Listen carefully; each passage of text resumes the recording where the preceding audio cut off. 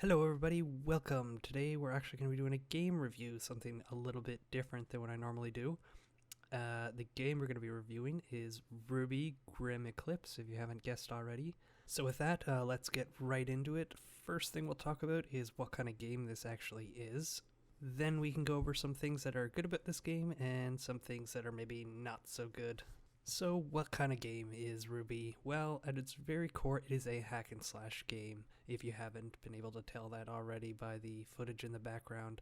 And while it is advertised as a 4-player co-op game, you don't have to play with 4 people. You can play by yourself if you so choose. However, I found I had a lot more fun the more people I had on my team with me. So let's expand on what the hack and slash genre in this game really is. Simply put, you go from point to point fighting hordes of enemies with a couple of stronger enemies thrown into the mix as well. So how do the missions and the levels work? RWBY, much like Left 4 Dead, has a couple of different campaigns, with each campaign containing 4 or 5 different levels in it. Each of the levels have their own unique aesthetic to them, and as you progress through each level you'll start to encounter new and stronger monsters. Let's move on to all the different characters and how character progression works in this game. To start, there are 4 characters as it stands right now. RWBY, Weiss, Blake, and Yang. Big surprise there.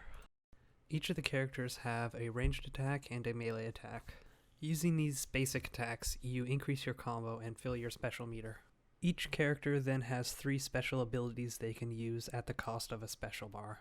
And while these abilities are great and are fun to use, the problem I have with them is that each character's abilities feel very similar to each other. Each character has an AoE special, a single target special, and a range special. It might be this way because the developers thought that it wouldn't be very much fun if your character was useless at a certain part of the fight. But it sort of takes away from the co-op experience knowing that everybody is good at everything no matter what, and that there are no rewards or consequences for having different people in your party. In this aspect of the game, it sort of makes it a little bit bland. And this goes for the basic attacks as well. Whether you're swinging a scythe or punching enemies in the face, both feel almost identical.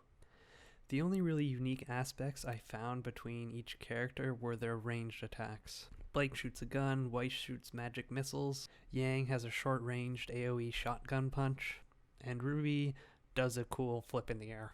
But the thing about these ranged attacks is they are almost completely useless no matter what situation you are in.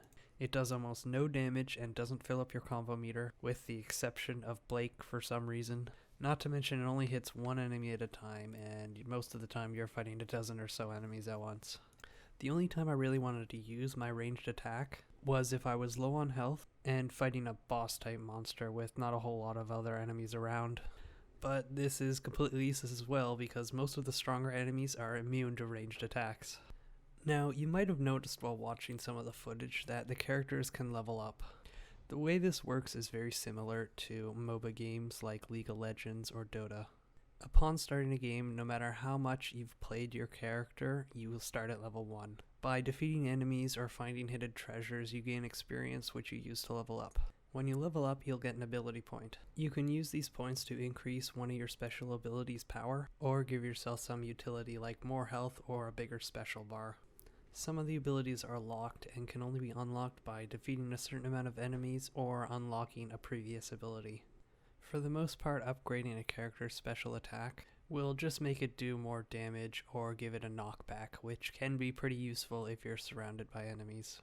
It is important to note that once you have completed a challenge for a specific ability, you don't have to complete this challenge ever again, and that once you start a new game, you will be able to level up that ability once you have enough points to do so. The only exception to this rule is one ability you can't upgrade until your character has reached level 10.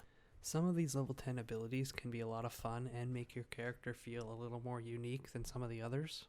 But most of the time, even once you've finished all of the missions and completed the campaign, you won't even be level 10. And if you do manage to achieve level 10 before the end, you will only have it for 1 or 2 fights at most. Most of these things I've been complaining about are small things, and despite them, I still had a lot of fun playing this game. And since this game is still in early access, there is plenty of time for the developers to add new characters from the series to spice things up a bit, or at the very least change the ones that they do have to feel a little more unique. Again, I had a lot of fun playing this game, and I plan to keep playing it as they release more content. But there is one thing that I started to notice as I played the game more. You only have one basic attack combo. You press a button 3 or 4 times, and that's it. In hack and slash games, at least with the ones that I'm familiar with, such as Bayonetta or Dynasty Warriors, they have hundreds of different attack combinations that makes fighting even the most mundane monsters feel unique, instead of something you just have to do so you can use your special powers. All in all, like I said before, this game was a lot of fun, and I'm excited to play through all the content and unlock everything once the full game is released. But whether or not this is going to be a game that I can play year after year like Left 4 Dead or Bayonetta remains to be seen. You can buy this game now on Steam. I'll put a link in the description, and thanks for watching. Bye!